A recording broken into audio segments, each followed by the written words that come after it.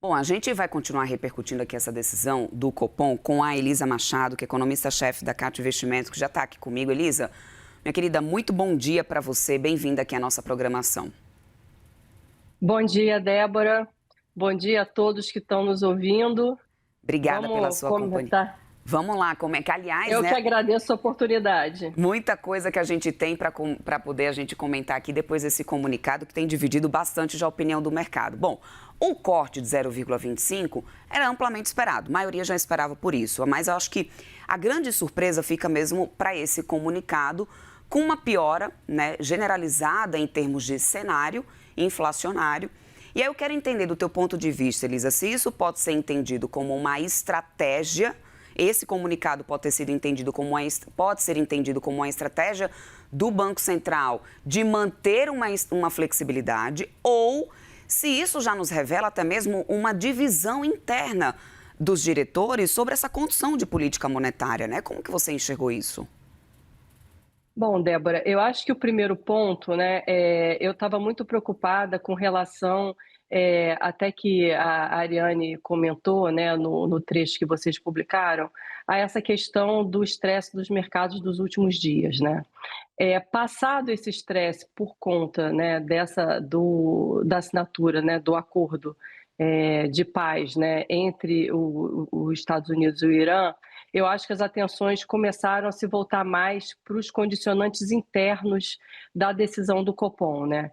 E a expectativa de um comunicado mais rock, embora, né, a maioria do mercado ainda esperasse a queda de 0,25, era bem consolidada. Por quê? Porque em todos os comunicados o Copom ele faz um reconhecimento dos números, né, dos dados econômicos que foram divulgados desde a última reunião. E, de fato, nos últimos 45 dias, todos os condicionantes que o Copom usa para sua análise pioraram no que diz respeito ao cenário prospectivo para a inflação, né? A gente teve dados de atividade mais fortes, principalmente os ligados ao mercado de trabalho, né? A gente teve dados de inflação que surpreenderam para cima e, mais do que isso, né, uma continuidade de uma resiliência dos núcleos de inflação, que são os núcleos que são o foco do Banco Central, basicamente os núcleos de serviços, né, aquela parte da inflação que é diretamente sensível ao que está acontecendo e ao nível da taxa de juros. Então, eu acho que a ideia de um comunicado mais rock, ela já estava consolidada pelo simples reconhecimento, né, do que aconteceu com os dados nos últimos 45 dias. Eu acho que a surpresa, a grande surpresa do comunicado ficou nessa rolagem do horizonte relevante de política monetária, né? Em tese, nessa época do ano, o horizonte relevante seria o quarto trimestre de 27, né? O Banco Central vinha trabalhando assim.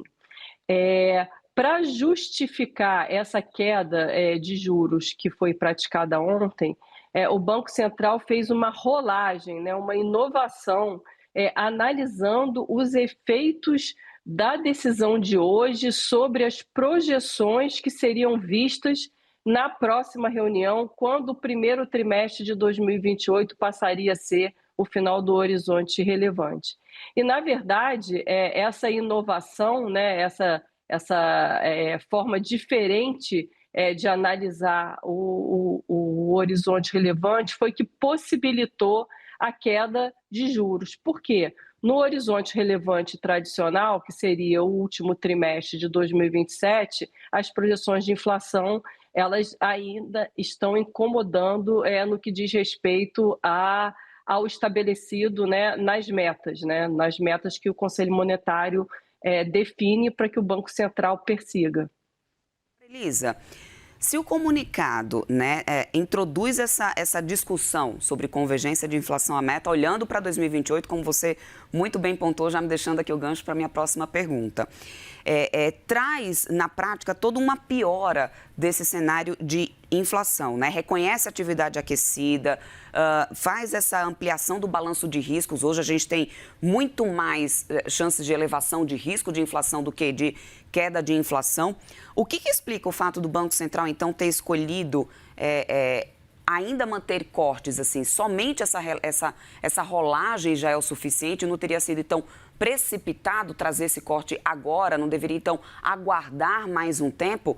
Dado que, inclusive, pelo Federal Reserve, que a gente teve também, foi uma cautela agora de manter juros, né? Eu entendo, Débora, que essa rolagem foi uma forma do Banco Central continuar esse ciclo de cortes, né? A gente não tem no Brasil, diferentemente, por exemplo, do que acontece nos Estados Unidos, uma tradição de ciclos de cortes que não são contínuos, né? A gente vê, por exemplo, o Fed, ele cai 0,25 para algumas reuniões, retoma a queda. No Brasil, por a gente ter uma taxa de juros bastante elevada, né, cortes de 0,25 serem muito pequenos, né, quando a gente compara com a magnitude total da taxa Selic, a gente não tem essa tradição. Então, eu acho que essa rolagem, ela veio para justificar esse corte de 0,25, que ontem era a maior probabilidade do mercado, né? Quando a gente olha as probabilidades, olhando os preços, né, de mercado financeiro, uma probabilidade que chegou a ser 100% de corte, chegou a ser quase nada de corte, né, nos piores momentos ali da volatilidade do petróleo, principalmente, e ontem estava com alguma coisa aí entre 60% e 70% de chance de corte.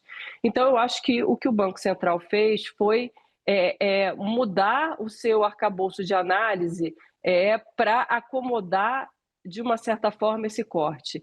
Essa mudança, né, na atuação do Banco Central, ela acende e ela traz ainda mais importância para a ata do Copom, né, que vai ser divulgada na semana que vem, para que nós, analistas, possamos entender qual foi o real objetivo do Banco Central nessa mudança. Se agora vai ser sempre assim, a gente vai passar a trabalhar com um trimestre à frente, ou se foi só uma questão de ocasião. Em relação a risco, né, eu acho que até quando a gente olha, né, na verdade, até mesmo condições de créditos mais longos, né, para empresas, para financiamento de atividade produtiva, o que importa é a curva de juros, né?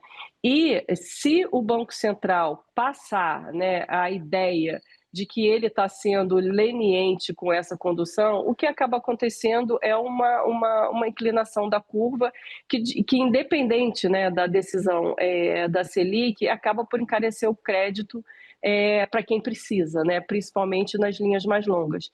Então, assim, eu acho que é muito importante entender o que o Banco Central pretendeu com esse esticamento, digamos assim, do horizonte relevante. Bom, o Banco Central também passou a mencionar, acho que um pouco mais explicitamente, essa questão dos estímulos ao consumo como fator de risco para a inflação. Foi explícito o suficiente para puxar a orelha do governo dessa vez, Elisa? Ou você ainda acha que, diante dos estímulos fiscais que a gente tem, né, que vai passar a casa dos 200 bi já, todos esses últimos programas que foram anunciados, foi dada atenção devida no comunicado para essa questão do risco fiscal dessa vez? Ou você acha que nesse ponto ainda o Banco Central não pegou tanto, tão pesado como deveria, né, para tentar frear um pouco essa questão de consumo via estímulos? Eu acho, Débora, que, na verdade, né, assim, como a política fiscal ela não está sob a condução, né, da autoridade monetária, ela é decidida em outra esfera, né, na esfera do executivo, do ministério. Tudo que o Banco Central pode fazer oficialmente é realmente colocar, porém, luzes amarelas, vermelhas, laranjas piscantes no seu comunicado, né? O que a gente tem visto, né, esse ano, e até é um fenômeno natural do ciclo eleitoral brasileiro, a gente já viu isso em outras ocasiões, é uma expansão fiscal, né, que antecede, né, principalmente ciclos eleitorais presidenciais. Esse ano, eu acho que a gente ainda tem um preocupador adicional, que além, né, de todo o recurso que foi liberado com, por exemplo, com a medida de isenção de imposto de renda para quem ganha até 5 mil, depois a gente tem agora um novo desenrola também, né, que leva a uma renegociação de dívidas e, portanto, liberação para que os indivíduos se endividem adicionalmente, né, o que também vai para o consumo, a gente ainda tem uma questão que pode afetar muitos núcleos de inflação, principalmente, né, os núcleos de inflação mais ligados aos serviços, que é o fim da escala 6 por 1. Né? Embora a questão da escala 6 por 1 seja amplamente, né, do fim, defensável por N motivos, né, e aqui eu não estou discutindo o mérito, né, dessa medida, né, dessa proposta que está tramitando no Congresso, isso precisa ser feito com muito cuidado para que isso não se transforme num aumento de custo do fator trabalho para as empresas, principalmente aquelas do setor de serviços, e isso traga ainda mais rigidez para a redução da inflação no Brasil, né? E, assim, para terminar essa questão, né, da relação da política fiscal com a política monetária, muitas vezes as pessoas se perguntam por que no Brasil a taxa de juros é tão alta, né? A taxa de juros no Brasil é tão alta porque muitas vezes ela precisa fazer, no que diz respeito ao combate da inflação, o trabalho da política monetária e o trabalho da política fiscal, né? Porque enquanto a política monetária tenta ser restritiva, né, joga a taxa de juros para esse grau, né, que a gente chama, né, em economia, um grau restritivo, a política fiscal incentiva, né, a economia, incentiva o mercado de trabalho, tirando a potência da política monetária. Então, a gente acaba tendo essa dicotomia sempre no Brasil, isso é histórico, né? Não é particular desse momento que a gente está vivendo, e acaba que faz com que realmente a economia brasileira opere com uma taxa de juros mais alta. Perfeito. Eu quero muito agradecer o teu tempo aqui conosco, Elisa Machado, que é economista-chefe da CAT Investimentos. Sempre bem-vinda, minha querida, por aqui. Obrigada pelo seu tempo, bom restinho de semana. Até uma próxima. Muito obrigada, Débora. Eu que agradeço, em nome da CAT, a oportunidade de estar com vocês. Obrigada, minha querida.